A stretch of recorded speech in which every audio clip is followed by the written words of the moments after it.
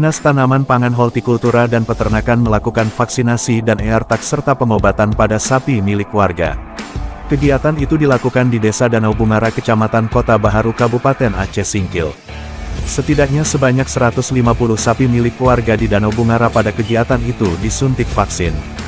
Sepanjang tahun 2023 ini, setidaknya sudah sebanyak 450 ekor sapi milik warga di Kabupaten Aceh Singkil disuntik vaksin untuk menghindari penyakit mulut dan kuku.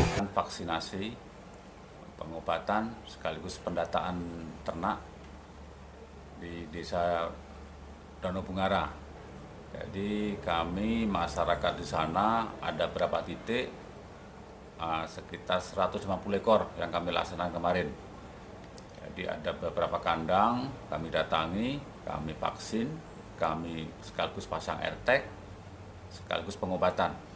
Nah, semua kami laksanakan gratis, tidak ada pungutan. Target kami 2000 ekor, jadi kami sambil berjalan pelan-pelan, tapi terus tiap minggu sudah 450 yang sudah kami laksanakan sampai bulan Maret ini. Kami himbau masyarakat Aceh Singkil semuanya, ternak-ternak yang memang dilepas, yang pulang kadang seminggu sekali atau 1 bulan sekali, yang belum pernah diobati, divaksin, tolong dikandangkan. Kabari dinas kami, Dinas Tanaman Hortikultura dan Peternakan, kami akan datang kapanpun. Jadi tolong ternak-ternak yang tidak punya kandang, segera dikandangkan, kami akan datang. Dinas Tanaman Pangan Hortikultura dan Peternakan Kabupaten Aceh Singkil akan terus menggelar kegiatan serupa terhadap sapi milik warga yang belum mendapatkan vaksinasi atau pengobatan dan ERTAK.